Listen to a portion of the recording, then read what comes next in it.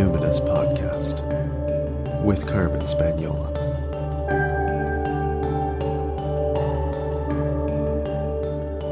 Hi there, and welcome to the Numinous Podcast, where we have interesting conversations with the everyday folks about the mystery of life. I'm your host, Carmen Spaniola, joining you from the lands of the Lekwungen-speaking peoples, the Songhees and Esquimalt First Nations, recently known as Victoria, BC, Canada. This is a really sweet episode, my friends. I get to introduce you to someone who is very, very dear to me. Aurelie Richards is a writer, educator, beekeeper, witch, performer, community builder, gardener, and wounded healer. She's a Jewish woman with trans experience living in Germany. She's long been an advocate for queer rights, trans community building, and domestic violence prevention, especially in rural and small-town contexts. She's also a coach who works with individuals, groups, NGOs, and businesses wanting to develop intentional leadership, smoothly navigate change management, and integrate mindfulness and somatic coaching into their organizations. Also, she's a core team member for one of my projects, the Numinous Network. There she is present as a welcomer, a space holder, a project manager. She helps people get oriented and feel at home. We call her the network nymph. So she sprinkles magic on everything and makes it run smoothly and gently. And she does all the tech back-end stuff, but she also does a lot of the relational stuff of collecting people before we direct them into how to navigate the network. So Aurelie heard something I said in my last episode with Nikaya that gave her pause, and she offered me some feedback. And it was such a great continuation of that episode and also of a conversation that Aurelie and I had been having over email maybe a year before. And I appreciated her feedback and the continuation of that conversation so much. And I felt so many people would also really benefit, as I did, from hearing her perspective and her wisdom. So, without further ado, here is a conversation with the lovely and enchanting Numinous Network nymph, Aurelie Richards. So, Aurelie, what identities do you lead with? I love this question, especially because of the way you frame it. Because, I often feel like there's a lot of talk about identity, and if I were to just sort of give the laundry list of identities that I hold, sometimes it begins to feel a little bit like either a rap sheet or maybe sometimes even like in identitarian politics, like kind of showing off. Identitarian politics. Oh my gosh, this is the first time I've heard that phrase. I love it. And I mean, I don't love right. it, but but I totally get the gist. Yes. Yeah. And what I'm leading with can be sort of like this month or today or a couple hours ago, because I was on the clock and now I'm hanging out talking with Carmen. And I think the identities I lead with, are pretty consistent, where women is one that I lead with. But it's also like woman who arrived at, but also continues to arrive in really, really surprising and embodied, confusing sometimes ways at womanhood through a trans experience. And that's like a really lengthy and wordy way of saying that I'm a trans woman. But I actually don't so much like that formulation. I lead with woman, and I happen to have a trans experience. That's an important distinction, actually, and I think it'll lead into more conversation maybe later. So I am white, and or depending on what communities I'm talking with, I will often talk about being white appearing. I definitely hold the privilege as a social self around I have whiteness, I benefit from that, and inwardly I also have to reconcile with Native American heritage. My grandmother's Cherokee, and I also hold that ancestry. I'm super careful with saying that I lead with this as an identity, because while I'm Cherokee Nation, I did not grow up on res. I don't speak the language, and I'm just super careful around I've got loads of privilege, and that's not actually an identity I need to like take up space with, depending on which communities I'm in and who I'm talking to. Yeah. That's further complicated by recently my family has done a lot of work on like where our family comes from, and like gripping my chest because it's still so hard. I knew it, but it's still so hard to really know the details, which is that my Anglo-Celtic descendants, the Carters most notably, the first instance of that paternal line on Turtle Island is recorded in 1605. And that's the like my Welsh family. They survived Jamestown. They were like cartographers that went over to like the first British colony. And after they survived Jamestown, they went back to Devonshire. And then 10 years later, after they recovered financially, came back to what were then the British colonies. Whoa. So I did the math on this. That means I'm a 19th generation settler on my dad's side. Oh, yeah, that feels thick and heavy. Heavy. Yeah. Yeah, especially as, you know, it's like someone who also identifies or has the identity of immigrant. I'm living in Germany. I choose immigrant rather than expat.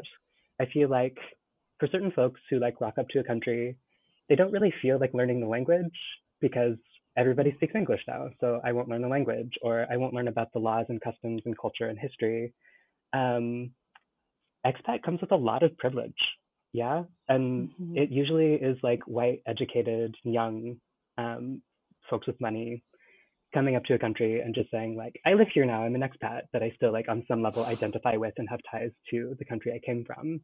I actually don't have a ton of ties other than actually through like Numinous Network folks and some friends still in Vermont where I lived for a long time. I definitely have an immigrant experience to survive in Germany. I definitely had to learn German. I definitely had to learn the customs and the rules and the history to get on. I think that just comes with, you know, as like having trans identity and not being a moneyed person. Definitely like have to work.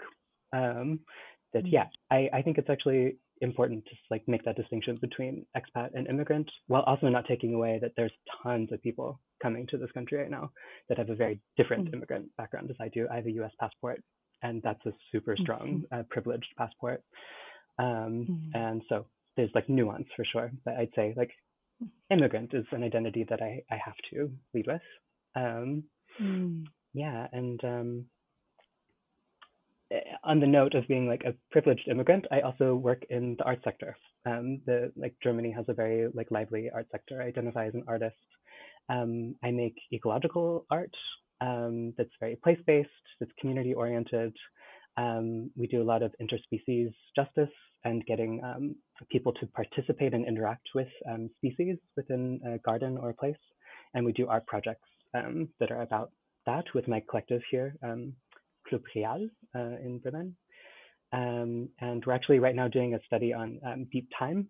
So like soil, we're doing a lot of research on geology and actually trying to go beyond the realm of the living and species and more into how deep can we go into this place, and getting people to, through art installations and interactive art installations, think about some of those themes. And what I bring to a lot of that work, either with my collective or in my individual work, is I have a long time background with meditation. I spent a year as a Zen monastic resident in the Plum Village tradition, actually in one of the centers in North America. I've been a student of Thich Nhat Hanh for, how old am I? I guess it's been, wasn't I 16? I'm 34. Math. Yeah. Yeah. And so I took the 5 mindfulness trainings when I was 16. I lived as a Zen monastic as a novice, actually. So I didn't fully ordain as a bhikshu. But I I also then, a year later, when I decided not to fully ordain, took that monastic life to a sister center in New Hampshire. That's how I got to New England, where I helped some friends start a permaculture center that was also doing mindfulness education and outreach in the region. So there's always been this intersection of art making, community building, meditation, and Buddhist principles. Yeah. And you're also a student now. Right. Yes. I am now an acupuncture student, just to like, there's all the different hats. Because I don't do enough and move around enough and constantly striving. Yes, I have embarked on studying Chinese medicine at a center here in Berlin. And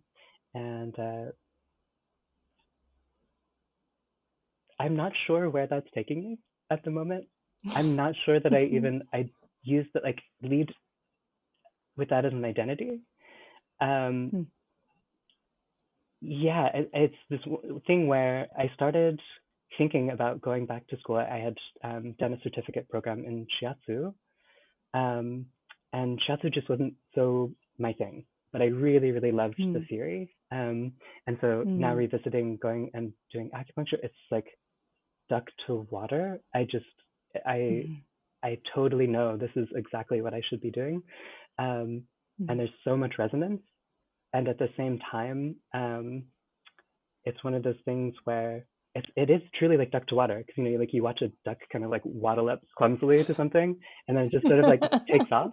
And because it's so used to just taking off, it doesn't like, yeah, it's just a duck and it's swimming on water now. But because I'm not actually a duck, I kind of feel there's part of me that feels a little bit like, when is the choppy water going to come? Like, when is it going to get hard, and when am I going to change my mind about this and hate it? And that doesn't happen so far. And I think maybe I'm just an acupuncturist, and I finally finally found the thing. Right, you're like a little duckling that imprinted onto a cap. Exactly. And now you've like waddled on up to the side of the stream, and you're like, wait, hold on, what? Yeah, hang on a second. Meow. Amazing. Yeah. Wait, I don't meow. So, okay, for context for folks, so you are what I would call like my right hand is like, it's a little bit too kind of, I don't know, technical or something, but you're my confidant, you're my person, and the one that I trust to hold down the Numinous Network for me, particularly from like the structural, the relational, with all the kind of resident teachers we have. You're like tracking everybody in the network while I have my book happening, all that kind of stuff. And so you just, it doesn't surprise me, but I'm always just like delighted and bemused when you're like, oh yes, I've done the contract for, this new staff member we're bringing on. And here's all the Canadian tax law, and here's all the American tax law, and here, and like your contract, you're like, oh yes, for German law, I have to have this. And it's all like in German and English with like Canadian tax law. I was like, what? So, and you are like a technological marvel. Like I'm not a digital native, but I was there for the early stages of the mainstreaming of the internet. And so at least in, average Canadian household, which, I recognize is different than, say, a California experience. But you just know, like, coding and all this stuff. It makes me often wonder, what is your educational background? Why are you such a polymath? Like, why are you so good at so many things? How did this happen? How did you happen? So this is amazingly high praise from the very praiseworthy, and I am blushing unbelievably. How do I even begin to answer this? Okay. It is such an honor to help you with the Numinous Network. It feels, yes, so resonant and so nourishing. And I have these moments when I'm working in the network, or I'm helping somebody out figure something out, or I'm setting up a meeting, I'm doing the scheduling, whatever. I'll have these busy moments where there'll be an uptick in activity in the network. And I just think like, I am so happy that I get to do this, and so honored that like Carmen has entrusted me to do this. And yeah, it's really, really a joy. And so I wanted to say that. And Thank you. so in terms of like the different things that I sort of bring in, so like backing up a little bit with the tech stuff, um, I actually have a BFA. I have a fine arts degree. um, I went to the Tisch School of the Arts at New York University. I studied dance and then had a second major in philosophy. Um, so None of this surprises me. This all also makes sense. You can just keep folding in stuff. If you were like, and I also worked at, in the underground resistance against, digital, I'm also a member of Anonymous. I'd be like, yep, Anyway, sorry, I interrupted no, you. it's great. So actually, this thing about digital native, I definitely am, even though, so I was born in 1987. Technically, the internet was around, like in terms of, I don't know that we were sending emails yet, but it was there, but it hadn't been rolled out in any sort of like massively public way. There's a picture of me when I was 3 years old, and I've got my hands on a keyboard. My dad, hi dad, is a software engineer. And so I grew up with computers around. I grew up with books on C++ and JavaScript and HTML, like HTML in its early days. There were just like books and books and stacks more of books on coding languages. And it's actually really funny, like as a joke on OkCupid, this like dating app, you can put what languages you speak, and one of them is C++. And it's a joke, but I have it checked off because it's true. It's just a way of signaling like you're a nerd. I want to connect with other tech Right. nerds. Yeah. Right. But, actually, since we're on the Numinous podcast, to answer that question numinously, honestly, the reason I do so much and I've learned so much is because like patriarchal capitalism, and I've had to hustle, especially with a fine arts degree where like dance wasn't paying the bills. And like I had to learn how to do a lot of different things in different ways when I was asked to do them, and sometimes like on the fly, on the job. For example, like to fund my transition, like in order to access medical care as a trans person in the US, you have to be in a state that's really, really friendly with its Medicaid programs, or you have to get a job and get really good insurance through your employer. So I took a job that it was just sort of I never would have imagined doing, but at the time there was a manufacturing boom in the US. And so I took a job in a factory for natural cosmetics. And I was a quality assurance specialist. And that's like, oh gosh, oh my yeah. God, that also doesn't surprise me in a natural cosmetic. Oh my gosh. That's like what you're doing now in the network. I'm a QA oh specialist, but for like numinous stuff. For people. Yeah, exactly. For people's spiritual lives. Wow. Oh, I like that. Yeah. So yeah, honestly, it actually has a lot to do with just sort of being, yes, educated, but a lot of my family background is working class. I'm one of the first people actually to get a university degree in my family. A lot of it just has to do with struggling and hustling to get by in capitalism.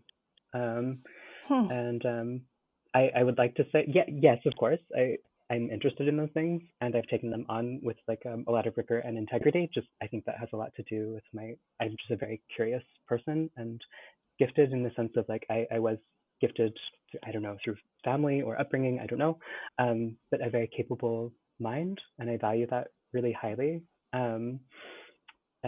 But yeah, it really just boils down to I graduated university in the middle of the Great Recession, right around the time you were having trouble with your business. I think we were probably like in the trenches together and just didn't know it. Yeah. And you got to find a way or make a way. Exactly. Yeah. Yeah. Yeah. Yeah. Wow. We're like 17 minutes in, and people's minds must be like, anyway, I'm so excited to have you finally here on the show. Okay, so let's give folks the backgrounder on the conversation we wanted to have here today. Yeah. So the last episode that I did with Nakaya, I'm going to play a clip of a section of it where I was sharing my experience of leading a group somatic session, embodied attachment session, and I said a cue. And I got feedback immediately during that class, which, you know, as a person who I just have a ton of different places, access points for people to give me feedback. I don't know if everybody has this experience where you just have like, you're exposed to a lot of groups of people. And so, you know, some of them, it's like a newsletter list of a few thousand people who you can put out a newsletter and you can get feedback from that. But also, you know, I have a network of a few hundred people. I have long time clients and students. I have team members. I'm also a community neighborhood association board member. Like there's just like so many areas where groups can tell me how I'm doing directly or not, or indirectly, which is why you now answer my newsletter emails, because it's kind of like, you know, if a person's known me 5 minutes or has never been in space with me, I actually, well, you know, you quoted Tolkien earlier, like the praise of the praiseworthy is beyond all reward. But I also think the feedback of the praiseworthy like matters more to me. The people that I'm in direct relationship with, it's like, I just don't have the capacity to receive the volume and frequency and detail of feedback people want to give me about my experience. So when I'm in the process of teaching, it can be a little jarring to get feedback like immediately when I'm like holding space, especially through a chat function, because that's a whole other kind of thing. Anyway, so I was sharing about that experience on the last episode with Nakaya, and I'm going to play the clip. I think if we're being honest with ourselves, sometimes there can be like a very quick urge to correct. And, you know, I was leading somatics one day online, as I do in the network. And one of the prompts I gave is like, so if you have been conditioned to be a good girl or a good boy, you know, or a good student, and you want to say no to that identity, this is your opportunity. You can just lay that down now. And somebody in the chat private messaged me while I was in the middle of teaching and was like, oh, just so you know, a better gender neutral term than girl or boy would be child. And in my mind, I was like, okay, thank you. However, I meant what I said. If you were conditioned as girl and you're like, no, thank you. If you were conditioned as boy and you were like, no, thank you. But there was like this kind of reflexive urge to correct me because I used the term girl or boy without actually listening to like, what am I saying? I'm saying if you reject that conditioning and identity, this is your chance to say, no, thank you. And so push your arms out and da da da. Okay, so after that episode, within a couple of days, I got an email from you titled Feedback from Mishka. And the first thing I want to say is that you give such good feedback. And I'm always as a person who receives a lot of feedback, when people deliver it in such an elegant and compassionate and kind way, I always kind of worry that I'm like, oh, why do they have to be so good and careful? They've obviously been like, had their heads bitten off, or, you know, there's obviously been conditions in which it's so unsafe for them to give feedback that they've become experts at delivering feedback. And you are an expert in delivering feedback. So I want to thank you. And I also want to say, like, I'm really sorry that you have to be so good for whatever the conditions are that have, you know, influenced you becoming so great with your words. Do you want to read some of the feedback? And actually, hold on a second. That was a really lovely acknowledgement. I I know that this word is flying around, like on YouTube and the blogosphere, and it's kind of overused at this point, and we're all wondering, like, what does this word even mean? And I'd like to describe my difficult experiences on my own terms. But like narcissism, I have been a narcissist magnet my entire life, and that has a lot to do with hashtag crazy mom. Yeah, just thanks for that acknowledgement. That like, while it is a gift to have people in your life that have really become very good at the, like what John Gottman calls the soft startup. Yeah. Yeah. Like my startups are super soft. And that is learned. And sometimes it's just sort of like, actually, you know what? The research shows us that a soft startup will help feedback go in deeper and you'll actually get better results. And sometimes actually, it's a fawn response. It's part of the F's, the, fear, like, what is it? Yeah. Flight, freeze, and fawn. Yeah, so thanks for that acknowledgement. It feels really important. The email, let's start with, so yeah, you've already prefaced about the conversation. And so I wrote this, the thing about boys and girls and the topic of conditioning, womp. I said, for me, it does irk me when I hear conditioned as a boy or conditioned as a girl, and there isn't a third option put out there. I was assigned male at birth, but was maybe 12% conditioned as a boy. My dad was a human teddy bear, so it wasn't in the home. And when the greater society tried to make me a quote boy by default, it just bounced off of me. I was just always a girl, no matter what I did or what expectations were put on me, if any. That said, I wasn't conditioned as a girl either because I wasn't seen that way. When my gender unfolded and landed on womanhood in late adolescence, I had already missed all the developmental moments that would have been conditioned as girl. So I wasn't conditioned as a boy, and I wasn't conditioned as a girl. It really helps me when people say child or childhood, as it softens the edge of a childhood of being unseen, misattuned, when going into somatic practices, trance, ritual, or healing space.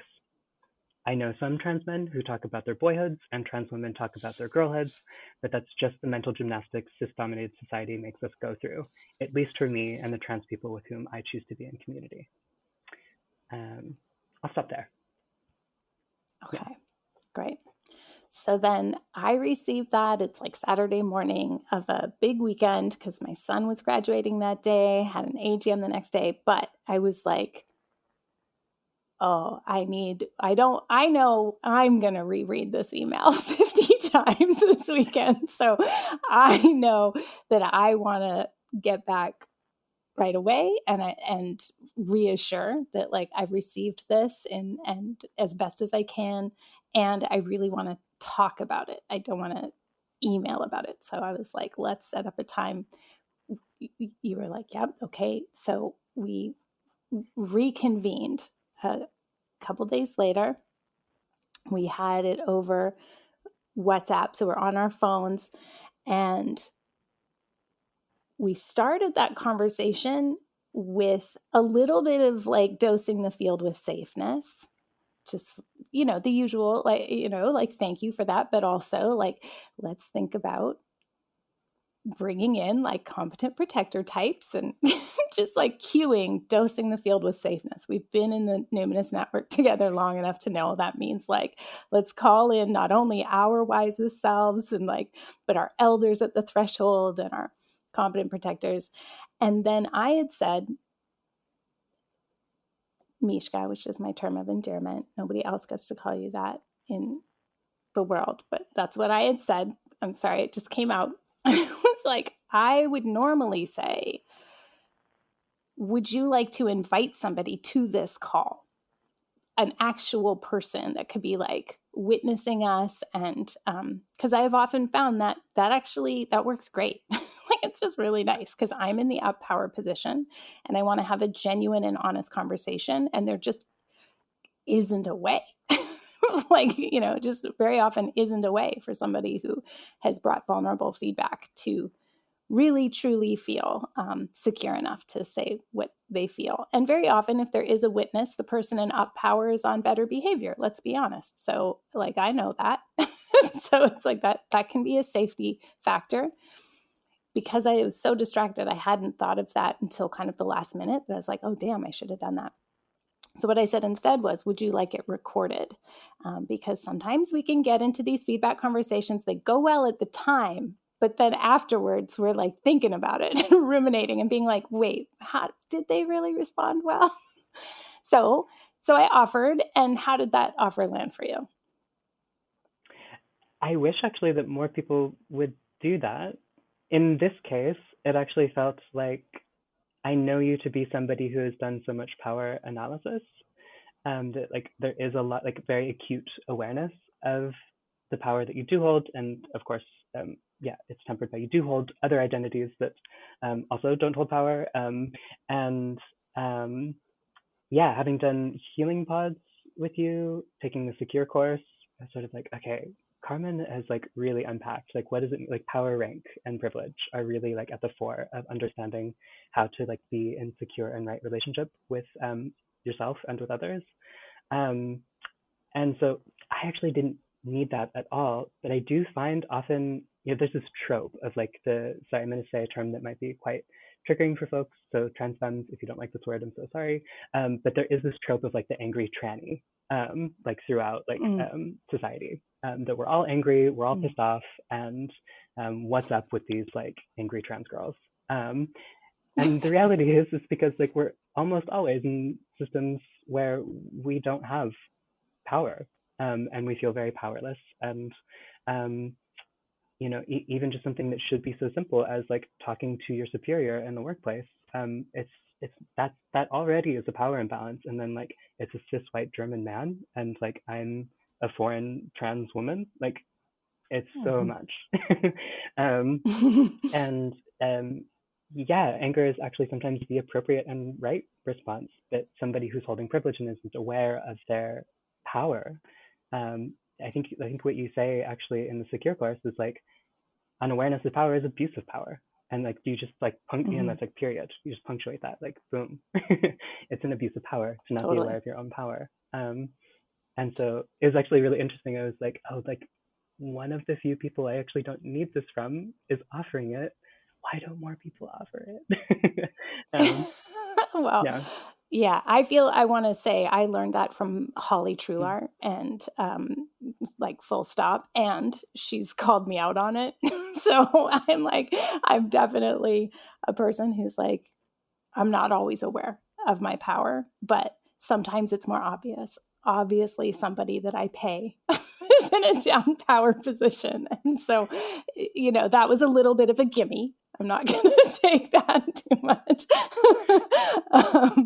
Okay, so we decided that, that kind of, a third party or collectivizing on your end didn't feel necessary. So we proceeded. And I was like, okay, can we give this container to this conversation? How about I distill in like a sentence or two what I think I'm hearing in your email, and then you can distill in a sentence or two what you think you're hearing when I say, okay, so if you have received conditioning as boy or girl or teacher's pet or student or whatever it is, what is coming up?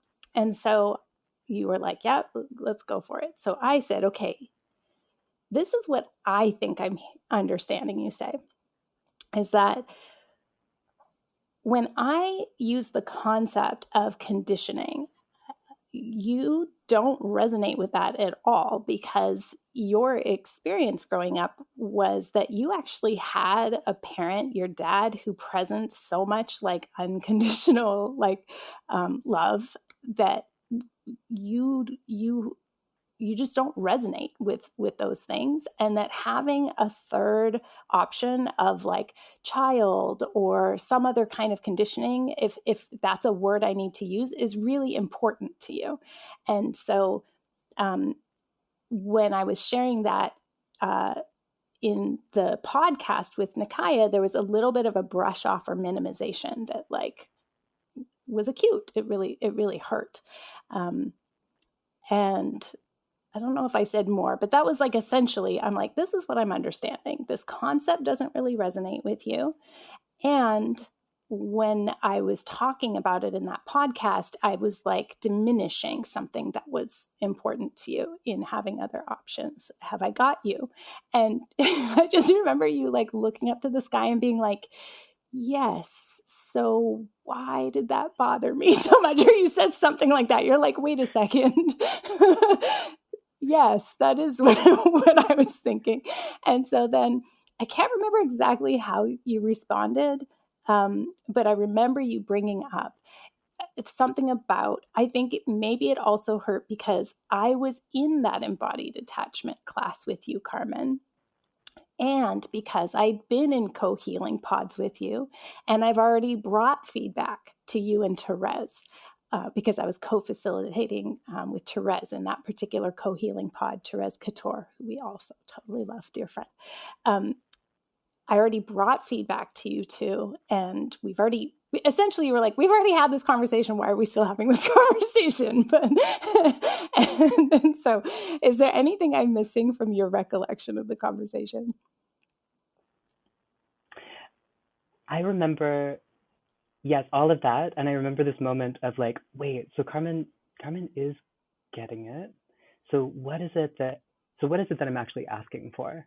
Because this is feedback that I've given already. And I remember like really sitting with like, okay, so what am I actually asking for? Because like she does get it insofar, like we just have different lived experiences. So there's only like so much that we can extend toward each other to understand like we just have different, like we intersect at this identity of woman, but we arrived at womanhood differently. We have different backgrounds, we have different understandings. You shared a little bit from your experience of you were wearing uniforms, so I kind of assumed you were in Catholic Oh my school. gosh. But yes. No, can I share what I shared with Please. you? Okay. So I was like, okay, yeah, when I grew up, it wasn't a Catholic school, but it was a Anglican-based boarding school that I was there on bursary. So it was all the richy rich kids and like me. There were a few other of us who were like what's known as day students. We like lived next to the school or close. And so, but it was a boarding school that had been an all boys school for like 100 years before I got there. So the year that I went in middle school was the first year that there were girls in my grade. And so we were only allowed to wear pants after supper on weekdays and after lunch on weekends. So you had to wear like a kilt, a skirt, or a skirt. So there was like in any weather, you were just like constantly in the like, so you are disadvantaged. We're just like going to physiologically disadvantage you and make you uncomfortable and subject to the gaze no matter what. And boys, quote, boys they couldn't have their hair longer than the tops of their ears. So like there was such control and policing of gender. And I had brought up about being a good student because that was like relevant to what I'm doing in embodied attachment, is like trying to help people not push through signs of distress and be a good student, do what Carmen says, because she's telling us the cue. When I was in high school, every 3 weeks, all the teachers would get together for a few hours and they would adjudicate each student and give us a plus, a neutral, or a minus. And plus was like, you literally were given what's called diligence, which was like special privileges, like going home to see your parents and things like that on the weekend. So you'd be like a diligent student or just like an average, not even worth acknowledging student, or you would have a minus, which is like you are on notice. And every 3 weeks that would be posted outside the cafeteria, and the students would go to see, did I get diligence so that I can have like any measure of freedom? So like the capitalist hierarchical patriarchy was like fucking drilled into me about being like performing excellence and doing like getting in line. So that's what I had shared with you about this is how I came to womanhood. And as you were sharing all of that, I was thinking about so I grew up in California in the 90s, into the aughts. And it, yeah, there were all of the moments of thinking about like, what are my relationships to skirts? My relationships to skirts were like liberation. I would sneak, Mm. like, I can't believe my sister never noticed. I like steal her makeup and skirts, and like the only way I could access my transness at the time, and where I lived was through gay male culture, actually. And so like with my fake ID, sorry dad, um, going to gay bars and like the one gay club that was nearby. And yeah, packing a skirt, changing into it after I had like driven far enough away. Oh, that was another thing when I was 16, because like it's just very part and parcel of a lot of like Californian life. Not for everybody, of course, but um, I had access to a car and I had a driver's license when I was 16.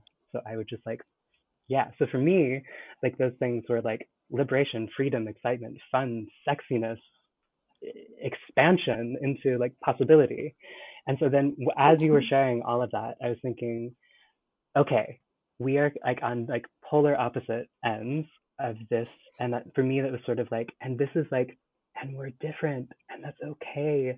And now we get to have like, a conversation where there's that tension because we're at a polarity, but actually that tension is going to pull us into something really exciting. And for me, that's where the conversation really began, in terms of not just me giving feedback. Okay, but now we're in dialogue because like I understand something about where you're coming from, and now we're in like a relationscape. Like Erin Manning talks about these. Like from Montreal, she talks about like Deleuzian relationscapes, and it's like, yeah, now we're in something rhizomatic and spontaneous, and it's just gonna like really be generative. And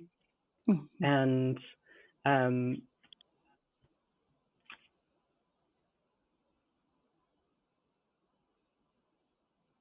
so as I was seeing the gap between your lived experience and my lived experience, and really sensing into like what is that tension there, I realized that like actually this idea of like conditioned as boy or conditioned as girl means something very different for us.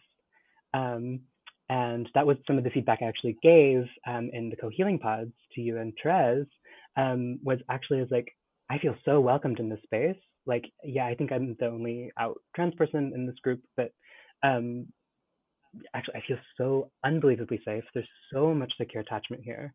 Even the ability to give this feedback so openly and abundantly feels really like secure attachment. Um, what is it that actually bothers me? And it was the rush to converge on agreement, um, in order to create coherence within the group or within, yeah. And for me, there's this moment in the co-healing pod, and then when we were on the phone and you were telling me about your experience in school, where it's like we've arrived somewhere where we have a shared identity, and we arrived at it so differently, and we have to hold that with so much tenderness. Um, and sometimes words are just going to mean something totally different. So for me, when it was sort of like, wait a second, Carmen's talking about conditioned as girl in that context, and that's really specific to your lived experience. In my lived experience, conditioned as a boy is hurled at me by TERFs, by trans exclusionary, quote, radical feminists. Um, wherein, oh, it gets hurled at all trans people on all different ends, and their logic is this weird circular thing where like, they start off with like trans women can't be women because we were conditioned as boys, we're just men in dresses. And then they sort of reverse engineer that logic to apply it also to trans men, where it's sort of like, you aren't actually, yeah, because you were conditioned as a girl, you're just reacting to your conditioning within the context of an oppressive patriarchy. You're not actually a man, you're just oppressed. Um, and you're now a lost sister, is what they often say. Oh. Yeah, yeah, really gross. And and saying this, like, I had to say that it was gross, but like, I just want to say, like, that's gross. And I just want to make sure that like everybody knows that I'm not saying this like to endorse it at all. And I'm wondering like, oh, there actually might be some people who would hear that and be like, oh yeah, that makes sense. And it's like, no, wait, we'll have to unpack that in a different conversation. But let's just start with the agreement. It's a whole thing. Yeah. Yeah, totally. Okay, a thought that I also want to add to that was in the conversation as we started to approach this field around the word conditioning, you had said, oh, I was in that class and already offered this feedback to you and Therese. And that's when I was like, yeah, I know you were in that embodied attachment class because that's why I said, or student or teacher's pet, because I'd learned from the feedback last time. And so when you started talking about, there's something about, the rush to agreement, there's something about the word conditioning, I was like, oh, the word conditioning is just not a good cue. I was like, oh, that's just not very skillful, because when I'm holding space in somatics, it's like hypnotherapy. Like yes, I want to be directive when we're in that kind of space where people are kind of open and vulnerable. I want to be directive and clear about people continuing to track themselves. But I also want to be kind of vague and like open-ended and like choose your own adventure so that everybody feels like we can access it. And it actually isn't the same as, there are plenty of times where I'm like, and if you're a person who experiences neurodivergence and like vocal prosody doesn't work for you, blah, blah, blah, blah, blah. So all the people who are neurotypical are like, yeah, that's cool. She's saying a cue for someone else, and I'm not triggered by that. But when I say the word conditioning, that is triggering a cultural story that I'm not tracking very carefully. And now Aurelie's had to tell me 2 times, and I'm like piecing together like, oh, that's just not skillful of me. So I started to kind of like the Tetris thing happened where you're like, oh, things are falling into place for me, and my understanding that like I need to use a word that is what I mean and not kind of have like, oh, that's shorthand for an understanding we're all going to have. It's like, actually, this word I should know has an entire kind of history and subculture that I'm not tracking. I'm kind of vague, I'm aware of, but not in a nuanced way. So I need to think about, what am I talking about? I'm talking about the imposition of things. I'm talking about projection of social conditions, but I can say projection, imposed, if you've been encouraged to, if you've had enforcement of certain roles. There's like other language that I could be using around that. And that was like a huge aha moment for me then, because I was like, I thought I was doing the right thing by being inclusive and adding this like other option. But it turns out that from an emotional perspective and an attachment perspective, I'm not going to say it wasn't having a third way or like a non-binary option. That obviously is important to a degree, but like in this situation underneath it, it's that you as my friend, you as a person with trans experience are saying, no, I have the epistemic privilege, meaning I have the perspective and the experience to be able to tell you, you are not tracking this accurately. This is still painful for me. And when I'm in a vulnerable space, I'm putting words in your mouth, but this is what I'm understanding. When I'm in that vulnerable space, if I'm doing like my nervous system healing work and I want to say no to something, I don't want to say no to you, Carmen. I want to say no to a concept. And this is confusing for me because I love you, but what you're saying to me is a no for me. You nailed it. That's what I was getting. Yeah. Okay. That's exactly it. Yeah. Yeah. I did have that. Yeah. I did have that moment of like, oh, so because I don't remember in the thing about the student. I just, which is probably because you sort of latch on to like the thing that you need to problem solve, right? That's like how our minds work, right? And so I just heard condition as boy, like saying no to condition as boy, condition as girl, and like this is, you can do like bringing on the arms, saying no, and pulling in. Yeah, pushing away. Yeah. And it's a whole thing we do, folks. You can't see us, but we're like pushing away with our arms. I can say no to what I want to say no to. I can say yes to what I want to say yes to. Yeah. And I did have a little bit of, okay, I don't have what's been offered. I don't have anything to say no to because it doesn't actually apply or resonate with my lived experience. So there was a little bit of like, so I'm saying no to not being able to say no. And that's kind of, I don't want to say no to Carmen. Yeah, exactly. Right. And so actually this is a little bit, it does sort of like lead into another topic that we were talking about, which was we started talking about youth trans culture, how I'm a little bit of like a trans granny at this point. And Totally. yeah, We were talking about, I wanted to ask you about like, let's talk about aging out of youth yeah. culture, where like, it's like, yeah, this is like, I'm of a cultural zeitgeist or a moment and then it's like, oh, no, I'm not hip to the lingo anymore. So like, I'm very curious about what it's like for you now engaging with people with trans experience versus when you first came out and like what you started sharing with me about that at the end of our, feedback call. So my experience with building community, especially for trans feminine people, um, started out being for trans women. That has evolved and changed and become much more expansive and broad in terms of what that means through getting a lot of feedback, especially from like folks in their 20s. Um, and sometimes I stand by. Actually, this group is for trans women, and we have a very specific experience wherein I so um, I have been expressing my transness for so long that like one of the jokes I said to you on that call was I still refer to myself as transsexual. That's how long I've been out. I'm kind of like that's such a dinosaur term. For a lot of people, it's actually like cringe. For me, it has like a very very historical and political backgrounding that's super important. And there are spaces that I create for transsexual women, and I'm very specific about that. Where it's sort of like we have a very specific legal, political, medical, and social experience. We like within these three spheres of trans experience, we experience something super specific. And I actually want to create space for the people who experience that to talk about our experiences.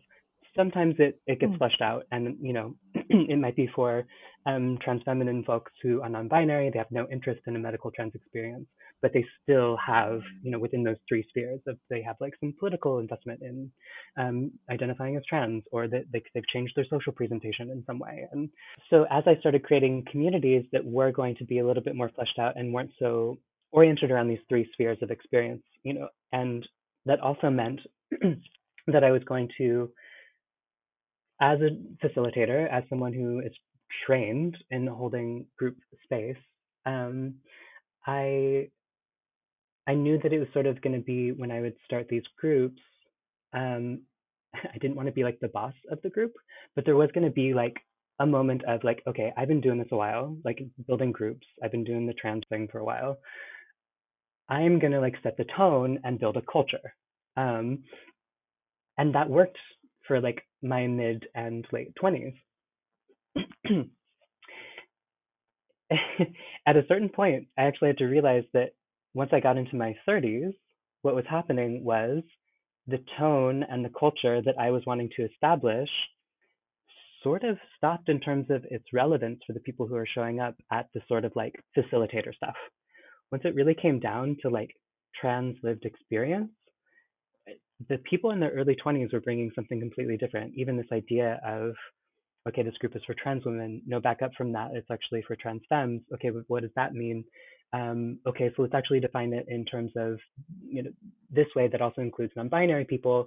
And okay, now what is this group even anymore? So when younger folks started showing up to these groups and we started exploding these definitions, I kind of realized that actually, like, I could be there as facilitator holding space, but actually, I really needed to step back in terms of what was happening culturally. So the cultural production was actually going to be up to younger people, and that's where I really had this moment of realizing, okay, actually, I do hold something very important. So for me, in my early days, my friend, I learned how to start trans feminine support groups through my friend Imogen. And I would watch her and she would model secure attachment and she would like close the door on like cis hetero dominance. And we could just, as like queer trans femmes, get together and talk about our experiences. And it really helped me start unpacking like, oh, this is why I experience the world the way I do. And like that's because I have reflection and like I'm being mirrored and I'm being seen accurately. And this is amazing. And she was also a trained facilitator and a therapist. She's a clinical therapist and counseling therapist. There's a difference. I have been told. And yeah, so I just learned that there's this way of holding space that's just, it's so tender and so simple. And there's so much integrity around holding that space that allows trans femmes to really step into, because we've been told most of our childhoods that like what we think and feel and want and desire is wrong, bad, or stupid. Um, and then on top of that, once we get old enough to figure out like actually I hold a trans identity, we also then realized that like we're the butt of the joke. Like pretty much every film or sitcom that's ever like referenced trans people, especially trans women, has been like how funny it is that like there's Mm-hmm. trans women in the world. Mm-hmm. So if we're acknowledged at all in those like ways of like mass culture being presented. Mm-hmm. Um, And I'd be actually curious to talk to her. She's about 10 years older than me, and the people that I'm facilitating groups for now are about 10 years younger than me. And so now there's actually like a generational flow. And I wonder how she feels about being in like trans femme spaces with like the whippersnappers. And like she's she's now probably holding space in a very different way. And like I feel like I definitely had to like step back at a certain point where it's absurd to say as a 34-year-old that within the context of trans feminine communities where we are bereft of elders, I at 34 am a trans elder.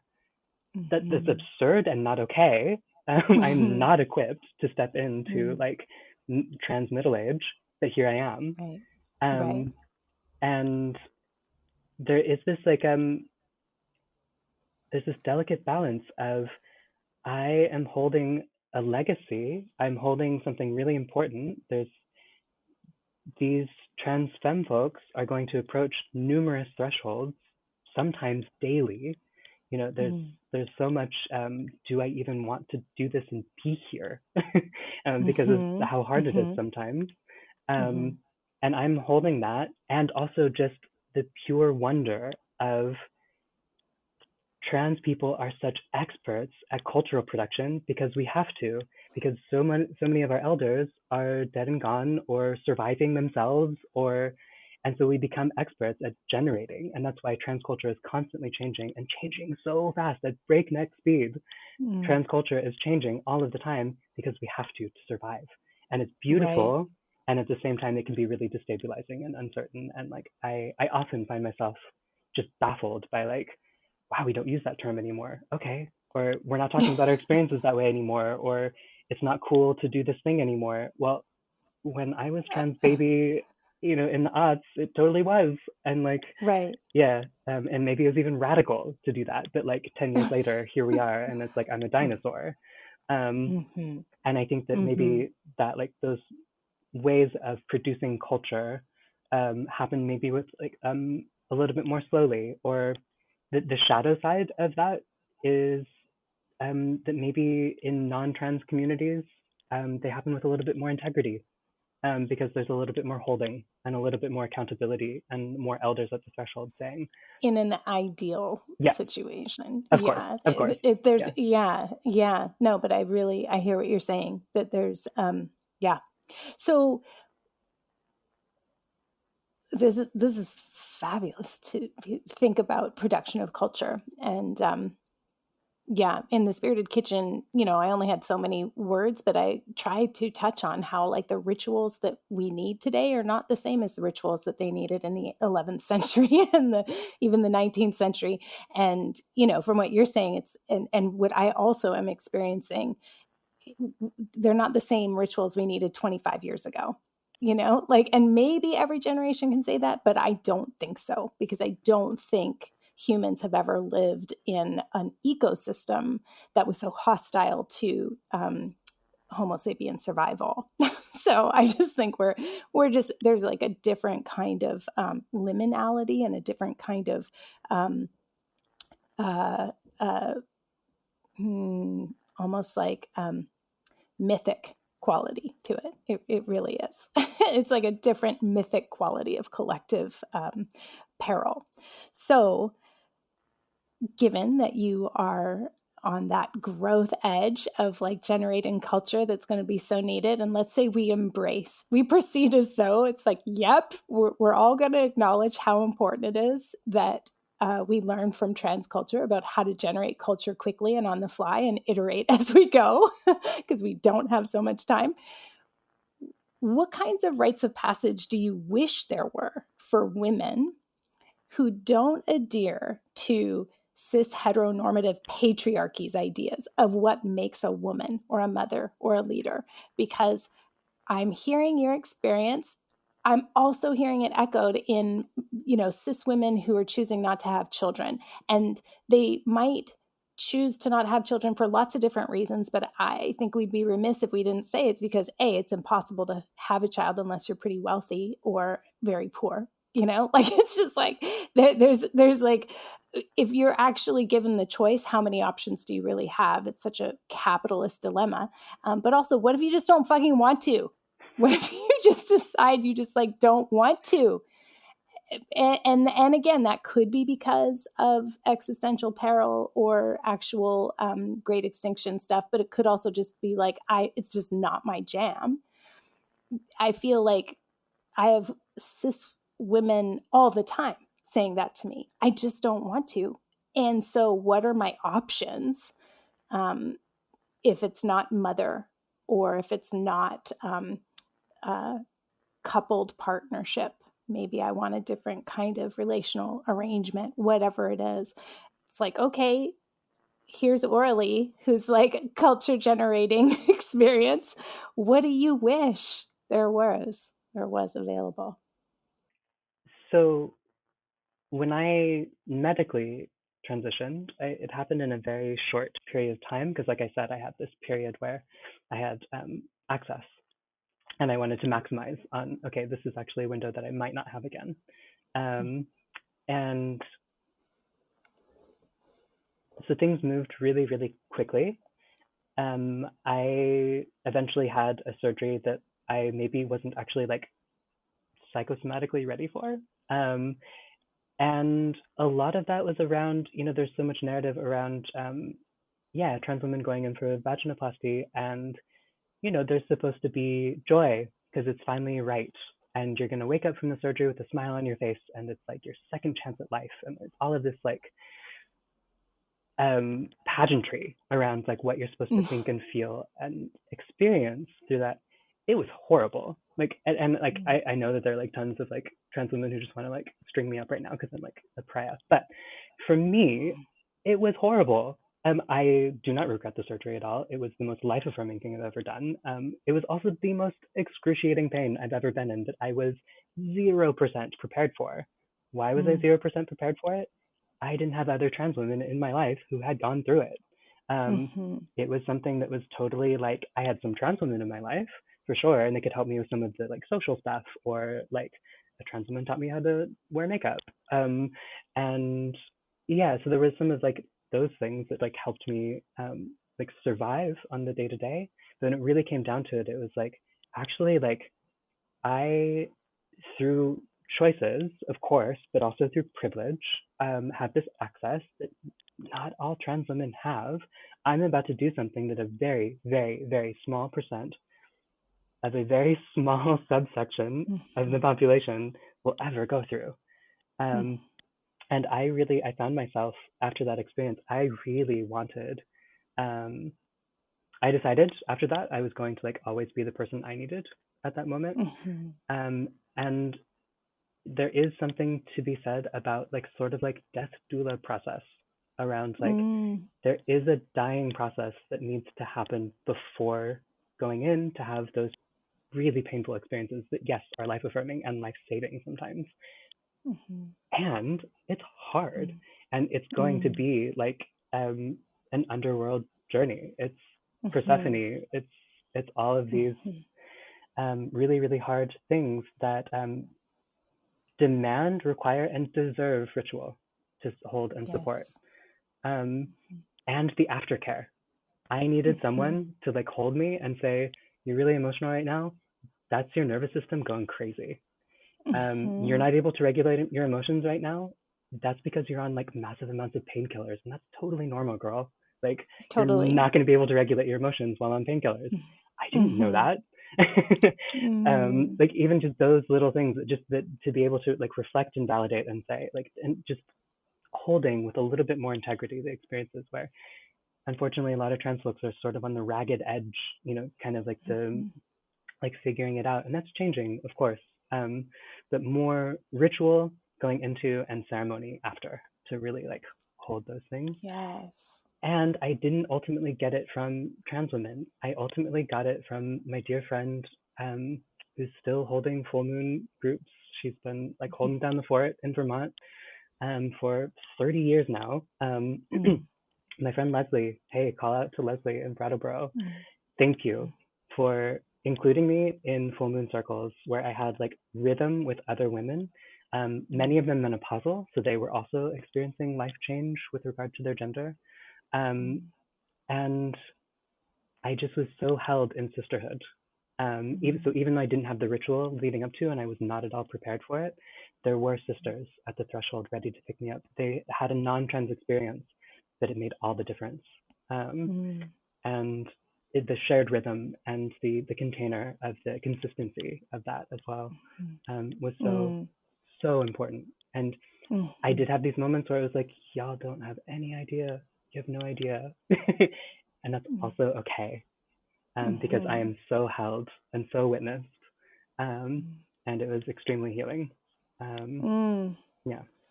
Yeah, you're really talking about something that, the culture, we're bereft of spiritual eldership for sure, especially if a person grew up like without any spiritual context.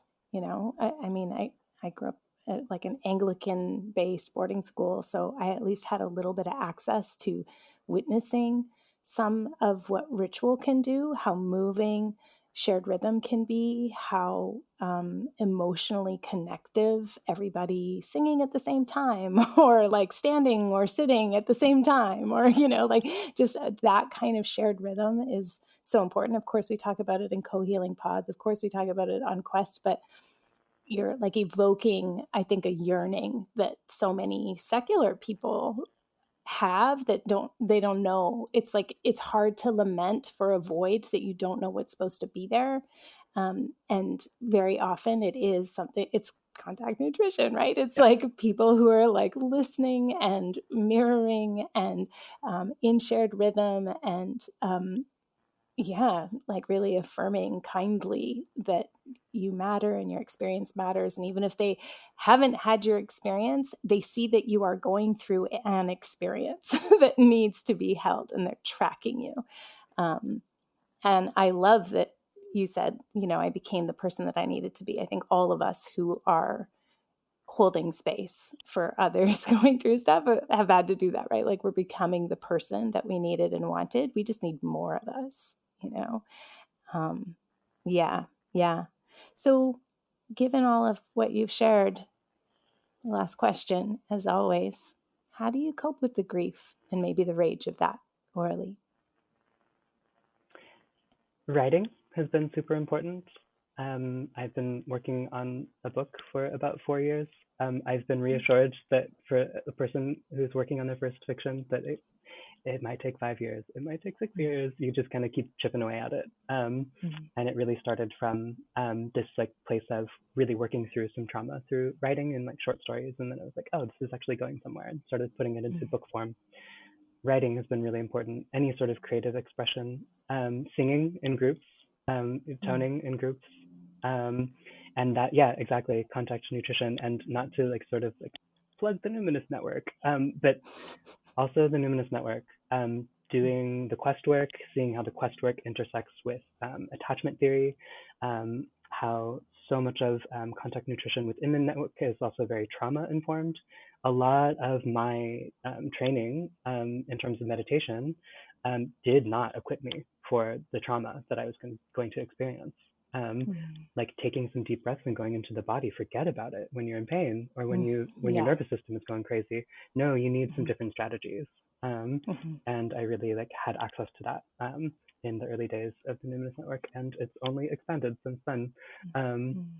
And also the correlation of, there was this really amazing thing where I was doing my quest work in the fall and really, really went deeply into the rituals of all of that while taking the Secure course and being in a co-healing pod. And there was just Wow, this like that's a lot of containing. so much containing, but in that containing, able to just swirl and clean up and move out. Mm, And um, there, because of that safe container, there so much could transform. Um, mm, and so for me, actually, the Numinous Network has been really important for my mm, transformation, and really, mm, and now I can go back to my walking meditation, or I can go back to the cushion and sit, because my mm, nervous system is tonified and regulated, and I have enough mm, co-regulation in my life, that those mm, practices now have importance again. Um, mm, yeah, whereas they didn't for mm. years. That's so nice to hear. Yeah. Wow. We didn't plan that. Not That's at all. so nice. No, that Thank was you. Yeah. impromptu and from the heart. Thank you. Yeah. Thank you for sharing so much. Uh, you are an endlessly fascinating person. I mean, I think anyone, who shares what you've just shared very intimately. First of all, before we close, I want to say thank you for entrusting me and Numinous listeners with your experience. That sounds really lonely, at least at first. And I'm so thankful to Leslie and the group of sisters, that held you. Um, and I'm so glad that there's another iteration of that with the network, that you and I get to collaborate and co-create spaces that might be a little bit like that, or might be a little bit like what we think is needed in the world, a little bit of it anyway, at least a foothold. Yeah. So thank you for that. But even if you didn't have that trans experience you just described, and the experience of I feel like we could just talk about you having a BFA and doing dance in New York. Like, I feel like we could talk about you spending a year in contemplation at Plum Village. We could talk about your relationship with your dad and how he's such a teddy bear who just loved you and didn't impose cis heteropatriarchy on you. There's really, truly, endlessly fascinating individual. I'm so grateful for, I just remember you sent me an email one day because you listened to the podcast, and I was like, wow, this person's pretty cool. So thank you. Thanks for being in my life. Thanks for being my friend. It has been one of the rarest honors of my life to meet you, Carmen. And Oh. something that I do want to share, which is an honoring of ancestry, just to end here, a nice button, was I think I told you once how I found you, or my grandfather had died, and there's this idea that grandparents visit their grandchildren after death. And I had a visitation, and he visited me, and he said some pretty cryptic things. And one of the things he said was, seek out the ray. And I didn't know what that meant. I thought maybe ray of light, maybe blah, blah, blah. 3 months later, I came across the Numinous podcast. And on one of the episodes, you talked about being Carmen Ray Spaniola. And I knew that my ancestors had my back and were leading me to you and your work. And I'm so grateful, endlessly grateful for everything that you've brought into my life. Yeah. Oh, so much love. Thanks for being here.